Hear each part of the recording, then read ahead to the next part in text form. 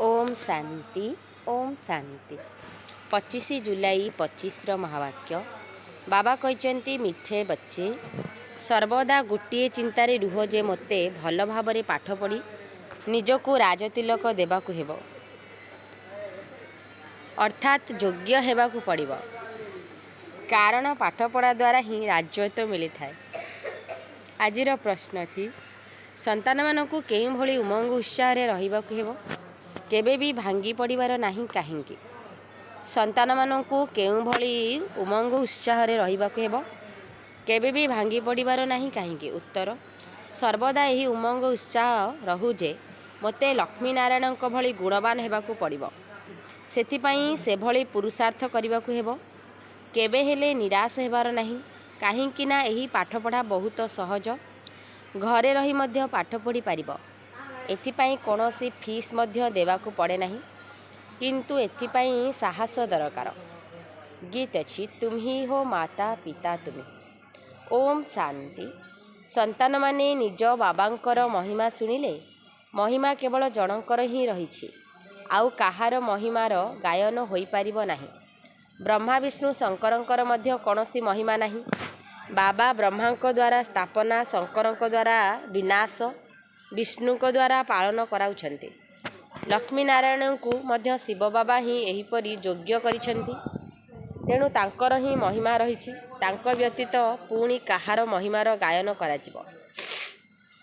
जदि एमानंकु एपरि करिबा पई केही शिक्षक न थान्ते तेबे एमाने एपरि होई पारि न थान्ते। वास्तव रे सूर्यवंशी परिवारर महिमा रहिछि जेउ माने सेठारे राजत्व करिथिले। जदि बाबा संगम जुगरे न आसी थान्ते तेबे एमानंकु मध्य राजत्व मिली पारि न थान्ता।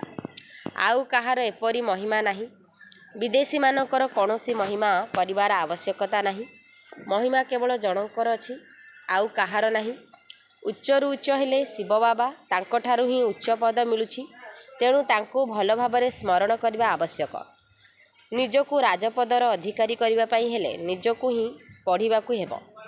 जेपरि जिए बारिस्टरी पढ़ुछन्ति निजे पाठ पढ़ी बारिस्टर हेउछन्ति ना सेहीपरि तुमे माने मध्य जानिछो शिव बाबा एबे आमको पाठ पढ़ाउछन्ति। जिए भल भाबरे पाठ पढ़िबो से ही उच्च पदर अधिकारी हेब। पाठ न पढ़िले पद मध्य पाई पारिबो नाही।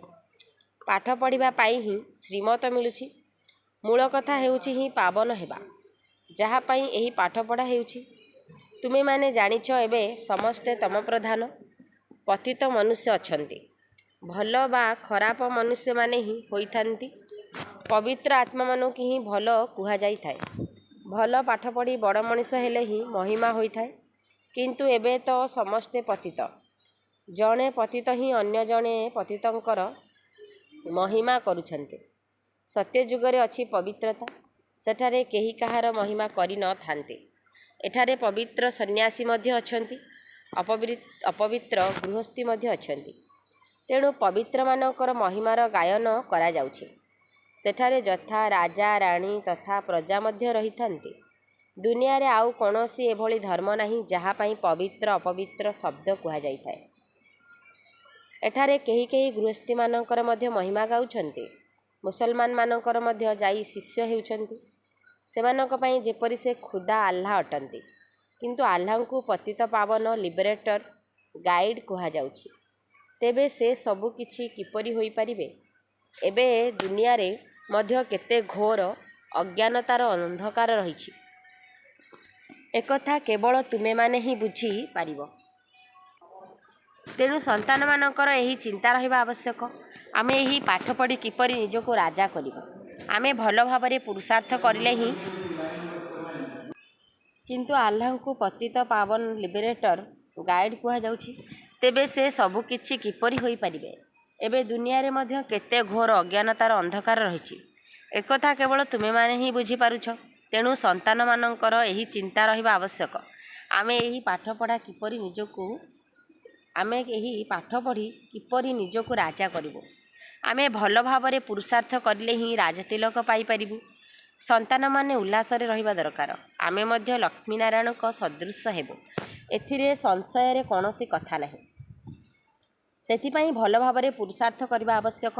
उदास हेबा उचित नुहे। ଏହା ଏକ ଏଭଳି ପାଠପଢ଼ା ଯାହାକି ଖଟ ଉପରେ ଶୋଇ ମଧ୍ୟ ପଢ଼ିପାରିବ, ବିଲାତରେ ରହି ମଧ୍ୟ ପଢ଼ିପାରିବ, ଘରେ ରହି ମଧ୍ୟ ପଢ଼ିପାରିବ। ଏତେ ସହଜ ପାଠପଢ଼ା ଅଟେ। କେବଳ ପରିଶ୍ରମ କରି ନିଜର ପାପକୁ କାଟିବାକୁ ହେବ ଏବଂ ଅନ୍ୟମାନଙ୍କୁ ମଧ୍ୟ ଏକଥା ବୁଝାଇବାକୁ ହେବ।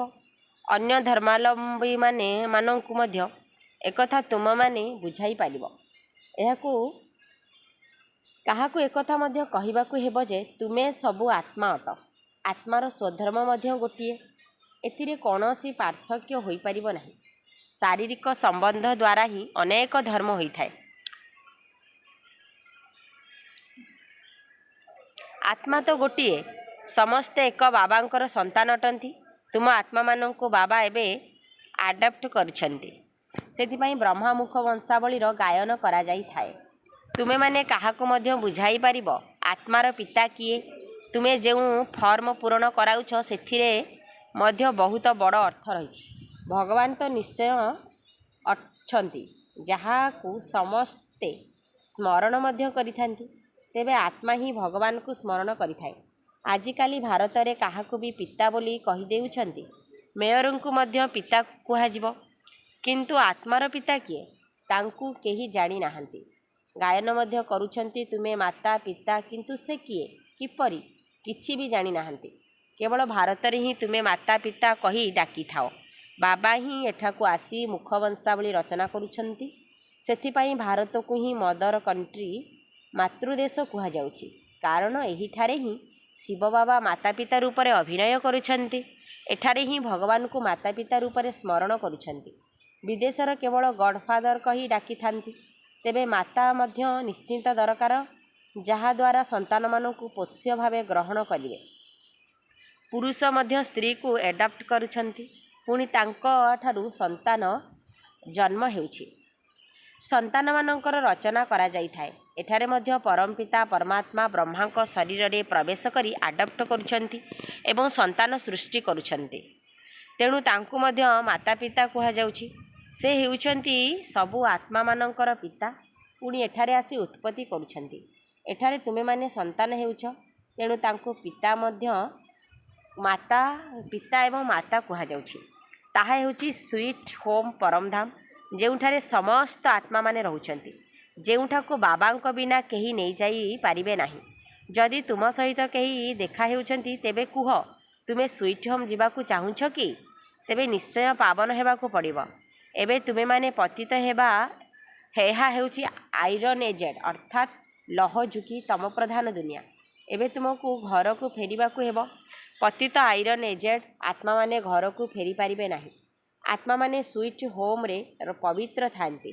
ତେଣୁ ବାବା ବୁଝାଉଛନ୍ତି, ବାବାଙ୍କୁ ମନେ ପକାଇଲେ ହିଁ ବିକର୍ମ ବିନାଶ ହେବ। ତେଣୁ କୌଣସି ଦେହଧାରୀଙ୍କୁ ମନେ ପକାଅ ନାହିଁ। ବାବାଙ୍କୁ ଯେତେ ମନେ ପକାଇବ ସେତେ ପାବନ ହେବ ଏବଂ କ୍ରମାନ୍ୱୟରେ ସେଠାରେ ଉଚ୍ଚପଦ ପାଇବ। ଲକ୍ଷ୍ମୀ ନାରାୟଣଙ୍କ ଚିତ୍ର ବିଷୟରେ କାହାକୁ ମଧ୍ୟ ବୁଝାଇବା ବହୁତ ସହଜ। ଭାରତରେ ଦିନେ ଏମାନଙ୍କର ରାଜ୍ୟ ଥିଲା। ଏମାନେ ଯେତେବେଳେ ରାଜ୍ୟ କରୁଥିଲେ ସେତେବେଳେ ବିଶ୍ୱରେ ଶାନ୍ତି ଥିଲା। ବିଶ୍ୱରେ ଶାନ୍ତି କେବଳ ବାବା ହିଁ ଆଣିପାରିବେ, ଆଉ କାହାର ଶକ୍ତି ନାହିଁ। ଏବେ ବାବା ଆମକୁ ରାଜଯୋଗ ଶିଖାଉଛନ୍ତି। ନୂଆ ଦୁନିଆ ପାଇଁ ରାଜାମାନଙ୍କର ରାଜା କିପରି ହୋଇପାରିବ, ତାହା ମଧ୍ୟ ଆସି ଶିଖାଉଛନ୍ତି। ବାବା ହିଁ ନଲେଜଫୁଲ୍ ଅର୍ଥାତ୍ ଜ୍ଞାନର ସାଗର ଅଟନ୍ତି। ତାଙ୍କ ପାଖରେ କେଉଁ ପ୍ରକାରର ଜ୍ଞାନ ରହିଛି, ଏକଥା କେହି ବି ଜାଣିନାହାନ୍ତି। ସୃଷ୍ଟିର ଆଦି ମଧ୍ୟ ଅନ୍ତର ଇତିହାସ ଭୂଗୋଳ ବେହଦର ବାବା ହିଁ ଶୁଣାଉଛନ୍ତି।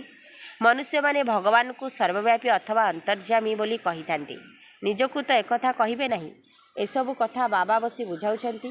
ଯେଉଁ କଥାକୁ ଭଲ ଭାବରେ ଧାରଣ କରି ହର୍ଷିତ ରହିବାକୁ ହେବ। ଏହି ଲକ୍ଷ୍ମୀନାରାୟଣଙ୍କର ଚିତ୍ର ସର୍ବଦା ହର୍ଷିତ ମୁଖ ଥିବାର ଦେଖାଇଥାନ୍ତି। ସ୍କୁଲରେ ମଧ୍ୟ ଭଲ ଉଚ୍ଚ ଡିଗ୍ରୀଧାରୀ କେତେ ହର୍ଷିତ ହୋଇଥାନ୍ତି। ଅନ୍ୟମାନେ ମଧ୍ୟ ବୁଝିଥାନ୍ତି ଯେ ଇଏ ବହୁତ ବଡ଼ ପରୀକ୍ଷାରେ ପାସ୍ କରିଛନ୍ତି। କିନ୍ତୁ ଏହା ତ ବହୁତ ଉଚ୍ଚ ପାଠପଢ଼ା ଅଟେ। ଏଠି ଦରମା ଆଦିର କୌଣସି କଥା ନାହିଁ, କେବଳ ସାହସର କଥା। ନିଜକୁ ଆତ୍ମା ଭାବି ବାବାଙ୍କୁ ମନେ ପକାଇବାକୁ ହେବ। ଯେଉଁଥିରେ ହିଁ ମାୟା ବିଘ୍ନ ପକାଉଛି। ବାବା କହୁଛନ୍ତି ପବିତ୍ର ହୁଅ, କିନ୍ତୁ ବାବାଙ୍କ ସହିତ ପ୍ରତିଜ୍ଞା କରି ମଧ୍ୟ କଳା ମୁହଁ କରିଦେଉଛନ୍ତି। ମାୟା ବହୁତ ଶକ୍ତିଶାଳୀ ଅଟେ। ଯଦି ଫେଲ୍ ହୋଇଗଲେ ତେବେ ସେମାନଙ୍କର ନାମର ଗାୟନ କରାଯିବ ନାହିଁ। ଅମୁକ ଅମୁକ ପ୍ରାରମ୍ଭରୁ ବହୁତ ଭଲ ଚାଲୁଛନ୍ତି, ତାଙ୍କର ମହିମାର ଗାୟନ କରାଯାଉଛି। ବାବା କହୁଛନ୍ତି ନିଜ ପାଇଁ ନିଜେ ହିଁ ପୁରୁଷାର୍ଥ କରି ରାଜତ୍ୱ ପ୍ରାପ୍ତ କରିବାକୁ ହେବ। ପାଠପଢ଼ା ଦ୍ୱାରା ହିଁ ଉଚ୍ଚ ପଦ ପାଇବାକୁ ହେବ। ଏହା ତ ହେଉଛି ରାଜଯୋଗ, ପ୍ରଜାଯୋଗ ନୁହେଁ। କିନ୍ତୁ ପ୍ରଜା ମଧ୍ୟ ହେବେ ନା।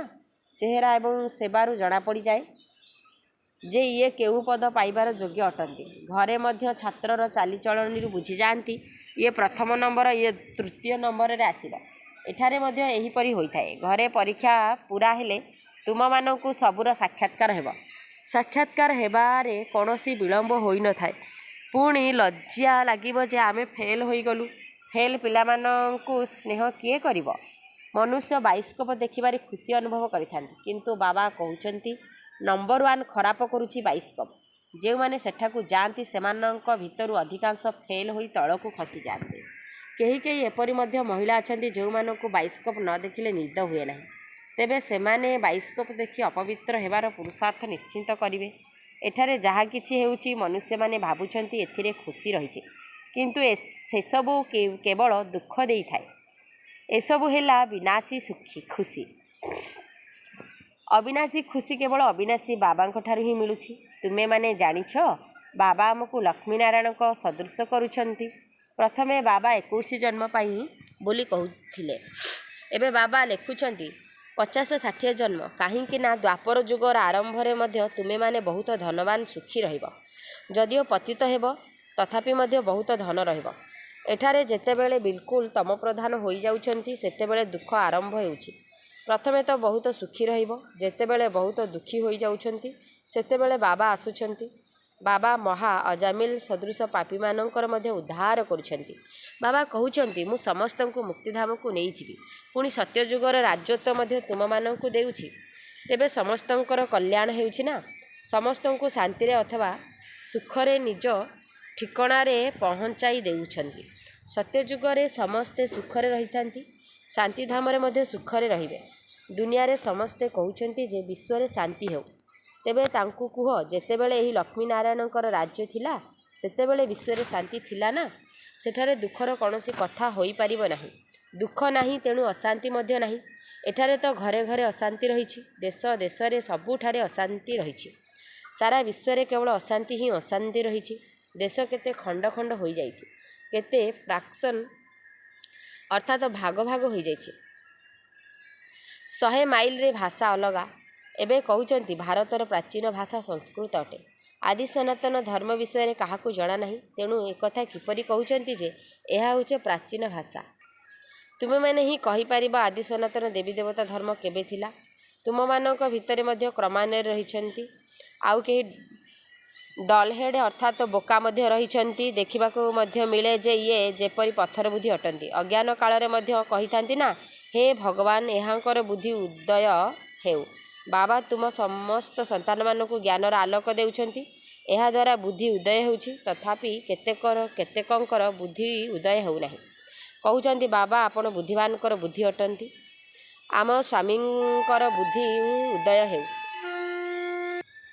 ବାବା କହୁଛନ୍ତି ଏଥିପାଇଁ ମୁଁ ଆସିନାହିଁ କି ଜଣଙ୍କର ବୁଦ୍ଧିର ଉଦୟ କରିବି ବା ବୁଦ୍ଧିର ତାଲା ବସି ଖୋଲିବି।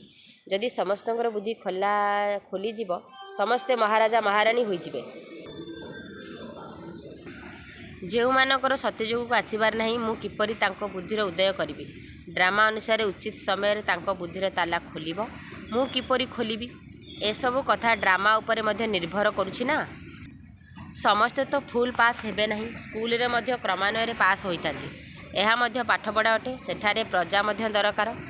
ସମସ୍ତଙ୍କର ବୁଦ୍ଧି ଉଦୟ ହୋଇଗଲେ ପୁଣି ପ୍ରଜା କେଉଁଠାରୁ ଆସିବେ? ଏଇଭଳି କାଇଦା ନାହିଁ। ତୁମମାନଙ୍କୁ ପୁରୁଷାର୍ଥ କରିବାକୁ ହେବ। ପ୍ରତ୍ୟେକଙ୍କର ପୁରୁଷାର୍ଥରୁ ସବୁକିଛି ଜଣାପଡ଼ିଯାଏ। ଯିଏ ଭଲ ଭାବରେ ପାଠ ପଢ଼ନ୍ତି ତାଙ୍କୁ ସବୁ ସ୍ଥାନକୁ ଡକାଯାଇଥାଏ। ବାବା ଜାଣିଛନ୍ତି କିଏ କିଏ ଭଲ ଭାବରେ ସେବା କରୁଛନ୍ତି। ତେଣୁ ପିଲାମାନେ ଭଲ ଭାବରେ ପାଠ ପଢ଼ିବା ଦରକାର। ଯଦି ଭଲ ଭାବରେ ପଢ଼ିବେ ତେବେ ସେମାନଙ୍କୁ ଘରକୁ ନେଇଯିବି। ପୁଣି ସ୍ୱର୍ଗକୁ ପଠାଇଦେବି। ନଚେତ ବହୁତ କଠିନ ଦଣ୍ଡ ଭୋଗ କରିବାକୁ ପଡ଼ିବ। ପୁଣି ପଦ ମଧ୍ୟ ଭ୍ରଷ୍ଟ ହୋଇଯିବ। ଛାତ୍ରମାନେ ଶିକ୍ଷକଙ୍କୁ ପ୍ରତ୍ୟକ୍ଷ କରିବା ଉଚିତ। ଗୋଲ୍ଡେନ୍ ଏଜ୍ ଅର୍ଥାତ୍ ସୁବର୍ଣ୍ଣ ଯୁଗରେ ତୁମେମାନେ ପାରସ ବୁଦ୍ଧି ଥିଲ। ଏବେ ବୁଦ୍ଧି ଆଇରନ୍ ଏଜେଡ୍ ହୋଇଯାଇଛି। ଏଠାରେ ଗୋଲ୍ଡେନ୍ ଏଜ୍ ବୁଦ୍ଧି ହୋଇପାରିବ ନାହିଁ। ଯେତେବେଳେ ଗୋଟିଏ ରାଜ୍ୟ ଗୋଟିଏ ଧର୍ମ ଥିଲା ସେତେବେଳେ ବିଶ୍ୱରେ ଶାନ୍ତି ଥିଲା। ସମ୍ବାଦପତ୍ରରେ ମଧ୍ୟ ତୁମେ ବାହାର କରିପାରିବ ଯେ ଭାରତରେ ଯେତେବେଳେ ଏମାନଙ୍କର ରାଜ୍ୟ ଥିଲା ସେତେବେଳେ ବିଶ୍ୱରେ ଶାନ୍ତି ଥିଲା। ଶେଷରେ ସମସ୍ତେ ନିଶ୍ଚିନ୍ତ ବୁଝିବେ। ତୁମମାନଙ୍କ ନାମ ପ୍ରସିଦ୍ଧ ହେବ। ହଦର ପାଠପଢ଼ାରେ କେତେ ବହି ଆଦି ପଢ଼ୁଛ? ଏଠାରେ ସେସବୁ କିଛି ନାହିଁ। ଏହି ପାଠପଢ଼ା ବିଲକୁଲ ସହଜ। ବାକି ଯୋଗରେ ମହାରଥୀମାନେ ମଧ୍ୟ ଫେଲ୍ ହୋଇଯାଉଛନ୍ତି। ଯୋଗ ବଳ ନଥିଲେ ଜ୍ଞାନର ଅସ୍ତ୍ର ବା ଖଣ୍ଡା ଚାଲିବ ନାହିଁ। ବହୁତ ଯୋଗ କରିଲେ ହିଁ ଶକ୍ତି ଆସିବ। ବନ୍ଧନରେ ଥାଇ ମଧ୍ୟ ଯୋଗ କରିଲେ ବହୁତ ଫାଇଦା ହେବ। ସେମାନେ କେବେ ବାବାଙ୍କୁ ଦେଖି ନାହାନ୍ତି, କିନ୍ତୁ ଯଦି ଯୋଗଯୁକ୍ତ ହୋଇ ପ୍ରାଣ ଛାଡ଼ିଦେଲେ ତେବେ ମଧ୍ୟ ବହୁତ ଭଲ ପଦ ପାଇପାରିବେ। କାହିଁକି ନା ଯୋଗ ବହୁତ କରୁଛନ୍ତି। ବାବାଙ୍କ ସ୍ମୃତିରେ ଯେଉଁ ସ୍ନେହର ଲୁହ ବୁହାଉଛନ୍ତି ସେହି ଲୁହ ମୋତି ହୋଇଯାଉଛି। ଆଚ୍ଛା, ମିଠା ମିଠା ଶିଖିଲଧେ ସନ୍ତାନମାନଙ୍କ ପ୍ରତି ମାତା ପିତା ବାପଦାଦାଙ୍କର ମଧୁର ସ୍ନେହ ସମ୍ପନ୍ନ ଶୁଭେଚ୍ଛା ଏବଂ ସୁପ୍ରଭାତ। ଆତ୍ମିକ ପିତାଙ୍କର ଆତ୍ମିକ ସନ୍ତାନମାନଙ୍କୁ ନମସ୍ତେ। ଆମ ଆତ୍ମିକ ସନ୍ତାନମାନଙ୍କର ଆତ୍ମିକ ମାତା ପିତାଙ୍କୁ ନମସ୍ତେ ନମସ୍ତେ ନମସ୍ତେ। ଧାରଣା ପାଇଁ ମୁଖ୍ୟ ସାରାଂଶ। ପଏଣ୍ଟ ନମ୍ବର 1, ନିଜେ ନିଜ ପାଇଁ ପୁରୁଷାର୍ଥ କରି ଉଚ୍ଚପଦ ପ୍ରାପ୍ତ କରିବାକୁ ହେବ। ପାଠପଢ଼ା ଦ୍ୱାରା ନିଜକୁ ରାଜତିଲକ ଦେବାକୁ ହେବ।